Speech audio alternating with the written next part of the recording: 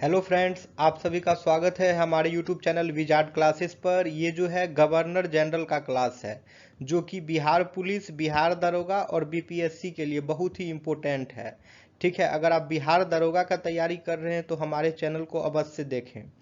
ठीक है, तो ये गवर्नर जनरल है लॉर्ड नॉर्थ ब्रूक, जिसका शासनकाल रहा 1872 से लेके 1876 तक। ठीक है, लॉर्ड नॉर्थ ब्रूक का शासन जो है 1872 से 76 तक रहा। ठीक है, इसके समय में बंगाल में भयानक अकाल पड़ा।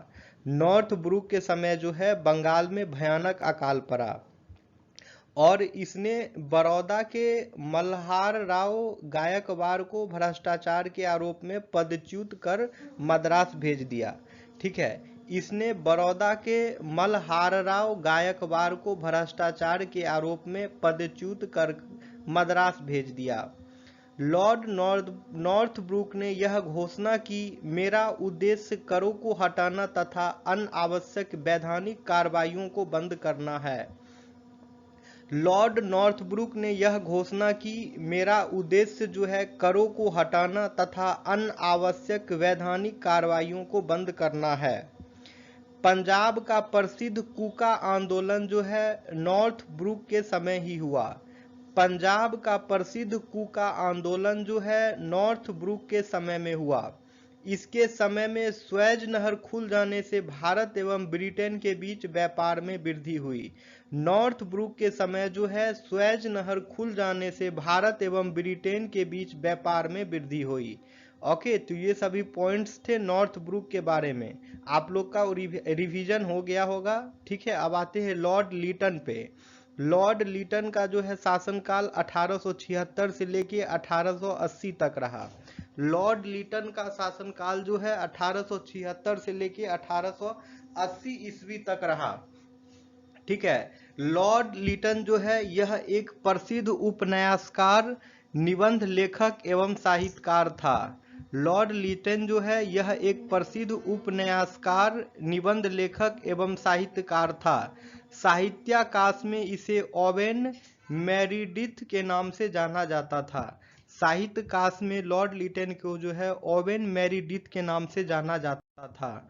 अब ठीक है, देख लिए ये पॉइंट्स कि यह जो है प्रसिद्ध उपन्यासकार था और निबंध लेखक एवं साहित्यकार था, और साहित्याकाश में इसे ओवेन मेरिडिथ के नाम से जाना जाता था।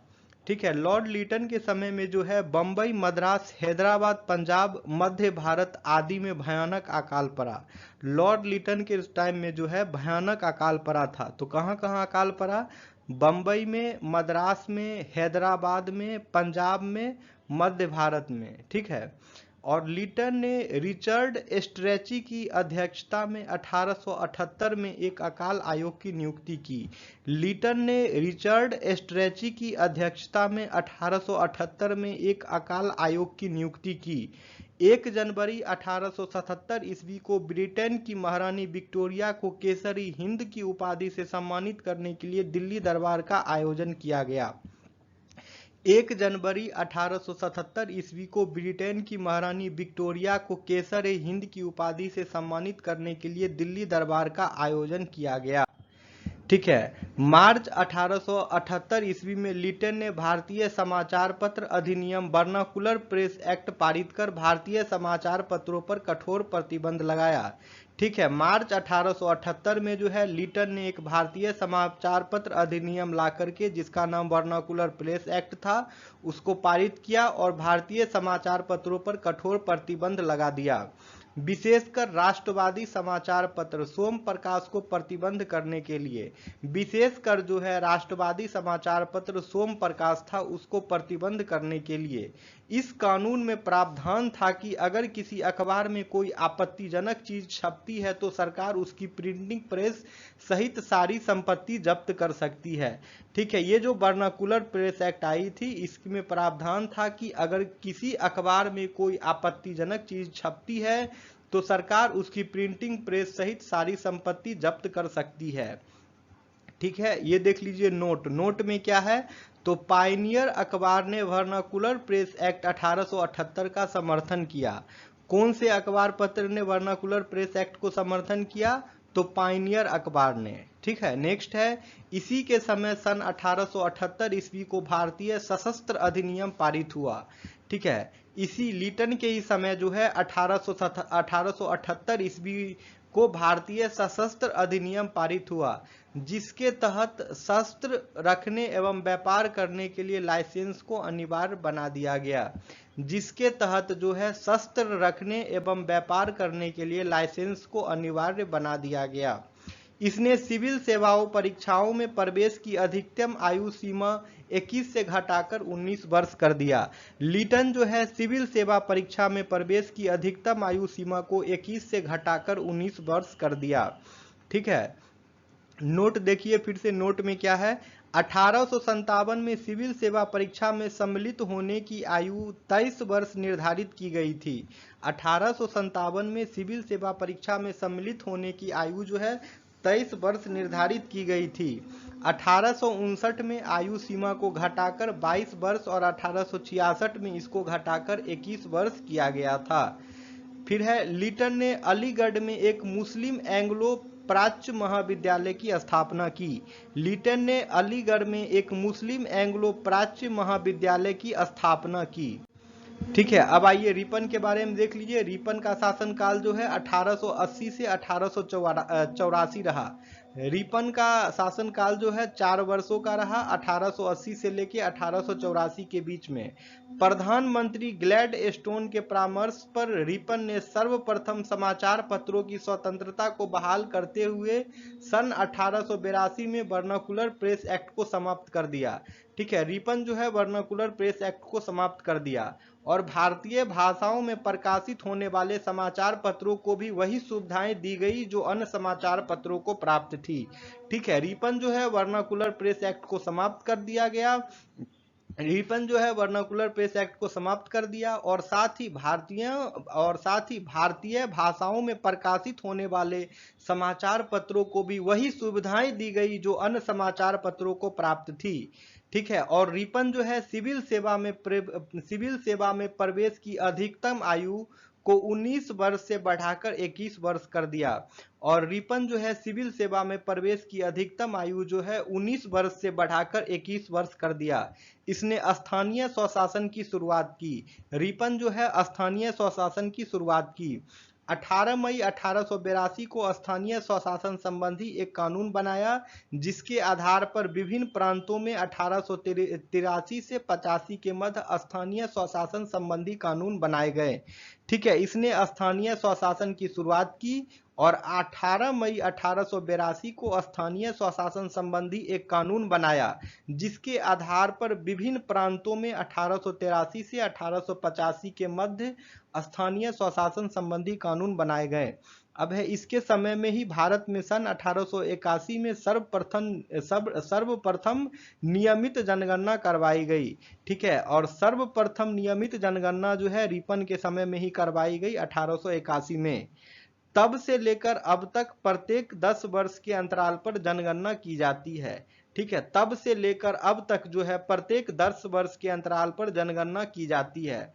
नोट, भारत में पहली बार जनगणना सन 1872 ईस्वी में हुई। भारत में पहली बार जनगणना जो है सन 1872 ईस्वी में हुई। ठीक है, रिपन के द्वारा ही सन 1881 में प्रथम कारखाना अधिनियम लाया गया। प्रथम कारखाना अधिनियम जो है रिपन के समय में ही लाया गया 1881 ईस्वी में। इसमें 7 वर्ष से कम आयु के बच्चे को काम करने पर प्रतिबंध लगा दिया गया और 7 से 12 वर्ष के श्रमिकों के लिए 9 घंटे से अधिक कार्य कराया जाना प्रतिबंधित कर दिया गया। ठीक है, यह एक्ट चाय, कॉफी एवं नील की खेती पर लागू नहीं थी और यह एक्ट जो है चाय, कॉफी एवं नील की खेती पर लागू नहीं थी। रिपन के समय में शैक्षणिक सुधारों के अंतर्गत विलियम हंटर की अध्यक्षता में एक आयोग गठित किया गया। रिपन के समय में शैक्षणिक सुधारों के अंतर्गत विलियम हंटर की अध्यक्षता में एक आयोग गठित किया गया। 2 फरवरी 1883 को यूरोपियों के विरुद्ध भारतीय न्यायाधीशों द्वारा मुकदमे की सुनवाई के लिए इल्बर्ट विधेयक प्रस्तुत किया गया। ठीक है, 2 फरवरी 1883 को यूरोपियों के विरुद्ध भारतीय न्यायाधीशों द्वारा मुकदमे की सुनवाई के लिए इल्बर्ट विधेयक प्रस्तुत किया गया। लेकिन यूरोप वासियों के प्रबल विरोध के कारण इसे वापस लेना पड़ा। अंग्रेजों द्वारा इस विधेयक के विरोध में किए गए विद्रोह को श्वेत विद्रोह के नाम से जाना जाता है। और इस विधेयक में जो अंग्रेज जो विद्रोह किए थे उस विद्रोह को जो है, ठीक है, इस विधेयक के विरोध के लिए जो है उसको किया गया, तो इस विरोध को जो है श्वेत विद्रोह कहा गया। ठीक है, अंग्रेजों द्वारा इस विधेयक के विरोध के किए गए विद्रोह को श्वेत विद्रोह के नाम से जाना जाता है। फ्लोरेंस नाइटिंगेल ने रिपन को भारत के उदारक की संज्ञा दी। फ्लोरेंस नाइटिंगेल ने रिपन को भारत के उदारक की संज्ञा दी। अब है लॉर्ड डफरिन। डफरिन इसका शासनकाल भी 4 वर्षों का रहा, 1884 से लेकर 1888 तक। लॉर्ड डफरिन का शासनकाल भी 4 वर्षों तक रहा, 1884 से लेकर 1888 ईस्वी तक। इसके समय जो है तृतीय आंग्ल बर्मा युद्ध हुआ 1885 से लेकर 1888 के बीच में। डफरिन के समय में जो है तृतीय आंग्ल बर्मा युद्ध हुआ 1885 से लेकर 1888 के बीच में, और बर्मा को अंतिम रूप से अंग्रेजी राज्य में मिला लिया गया। इसी समय Bengal tenancy act, Awadh tenancy act तथा पंजाब टेनेंसी एक्ट पारित हुआ। लॉर्ड डफरिन के समय में जो है 3 टेनेंसी एक्ट पारित हुआ, जिसका नाम है Bengal tenancy act, Awadh tenancy act और पंजाब टेनेंसी एक्ट। ठीक है, इसके समय की सबसे महत्वपूर्ण घटना थी 28 दिसंबर 1885 ईस्वी को बंबई में एओ ह्यूम के नेतृत्व में भारतीय राष्ट्रीय कांग्रेस की स्थापना। डफरिन के समय की सबसे महत्वपूर्ण घटना थी 28 दिसंबर 1885 ईस्वी को बंबई में एओ ह्यूम के नेतृत्व में भारतीय राष्ट्रीय कांग्रेस की स्थापना। ठीक है, अब आते हैं गवर्नर जनरल लैंसडाउन पर। लैंसडाउन का शासनकाल जो रहा 1888 से लेके 1894 ईस्वी तक रहा। भारत और अफगानिस्तान के मध्य सीमा रेखा डुरंड रेखा का निर्धारण इसी समय हुआ। ठीक है, लॉर्ड लैंसडाउन के समय जो है भारत और अफगानिस्तान के मध्य सीमा रेखा डुरंड रेखा का निर्धारण हुआ 1851 ईस्वी में। ठीक है, 1891 ईस्वी में जो है दूसरा कारखाना अधिनियम लाया गया। 1891 ईस्वी में जो है, ठीक है, दूसरा कारखाना अधिनियम लाया गया, जिसमें स्त्रियों को 11 घंटे प्रतिदिन से अधिक काम करने पर प्रतिबंध